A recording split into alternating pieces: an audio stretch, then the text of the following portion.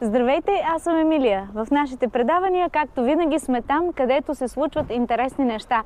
Днес не можем да пропуснем да влезем в болницата по акушеро-гинекология във Варна, защото днес е бабин ден.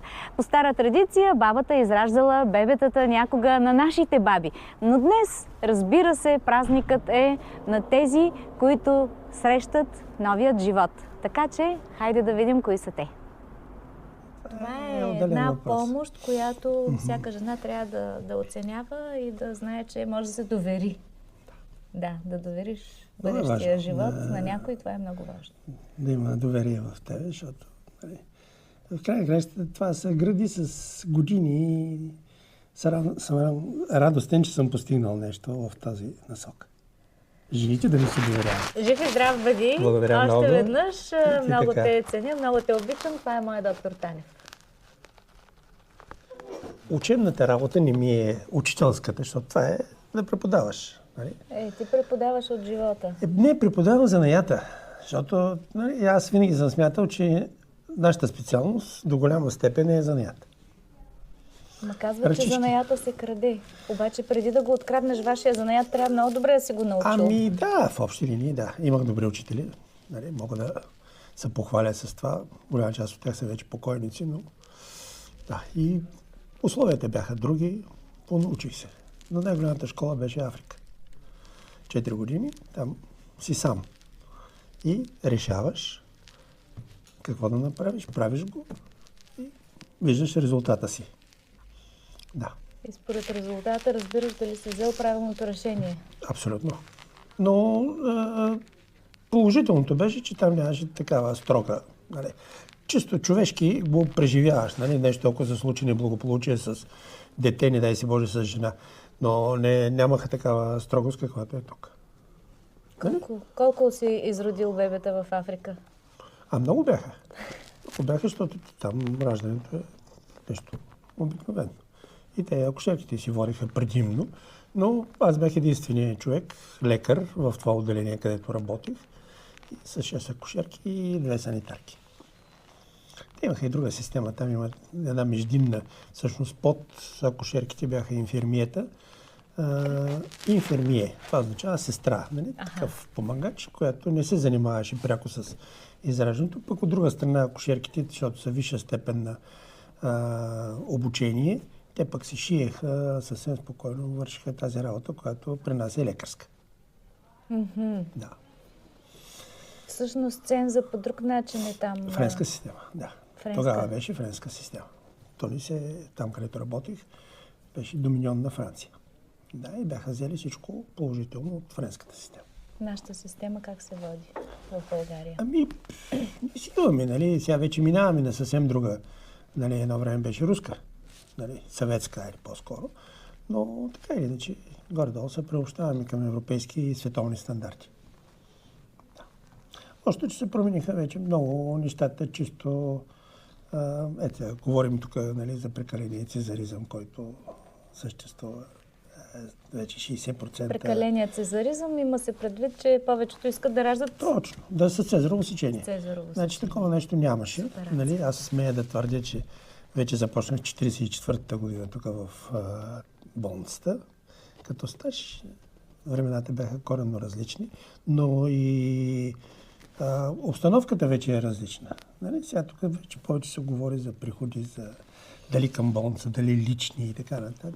Не отричам, че секцията е значително по-лесно, въпреки че е една коремна операция с всички усложнения, които биха могли да проистикат. По-лесно е за в момента, нека така да кажем, но след това, както ти много пъти си ми казал, това е една от най-кървавите операции, нали?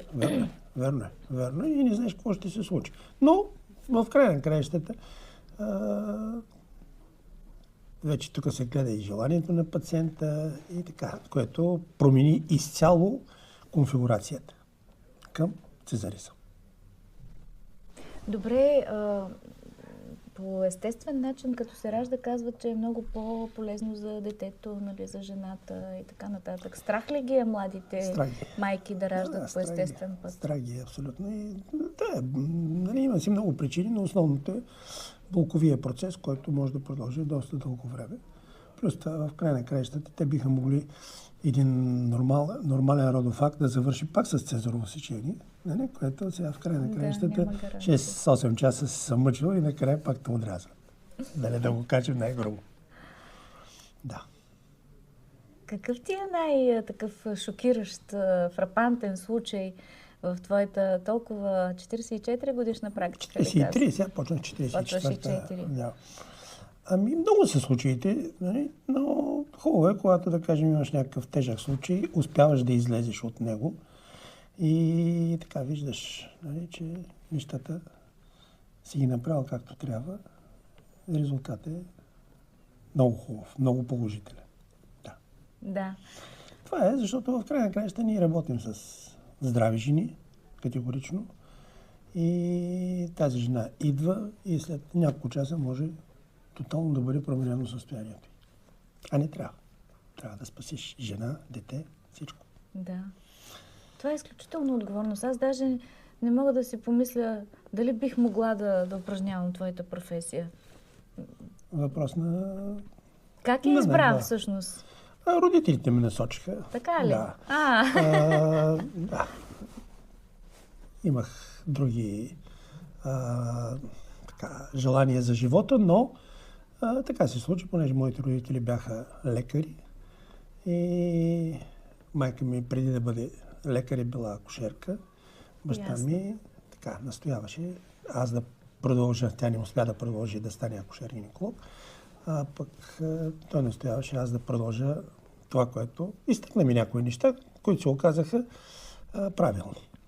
Положителни неща, които се оказаха правилни. И така. А пък аз съм от този тип хора, които като се захвана с нещо и трябва да бъде направено както трябва. Но от кога стана това мъжка професия? Нали? Някога бабата в селото израждала, но това е било толкова далеч, че вече не можем да се сетим кога за последно. Когато се появиха лекарите, нали? Медицинското съсловие, защото в край на краищата. При нас, общо взето, цялостната система е такава, че лекарят е най-отговорен и той решава всичко. Да, не искам да омаловажавам труда на тия момичета, акушерките, но лекарят е отговорен за всичко и той взема крайното решение. Така е. Имало ли случай, когато, примерно, една жена идва при тебе и казва: аз искам секцио, а ти казваш, примерно, пробвай така, иначе да ги оговаряш или съгласяваш се с тях?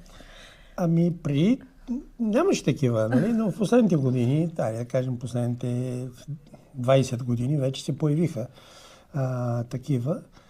И в край на краищата една жена, която е убедена за нещо, много трудно е много трудно е да я разубедиш. Да, въпреки че трябва някакви медицински показания, увърташ така и така, тя казва не. И в край на краищата тя идва с желанието да бъде извършено това нейно желание от мен. Ако аз се откажа, тя ще отиде при друг, ще намери. Да. А тук в край на краищата всеки се бори и за пациенти. Да, но все пак името, говори и за специалиста, не случайно. Да, съгласен съм, но в край на краищата така. Те затова горе-долу половин Варна ме познава.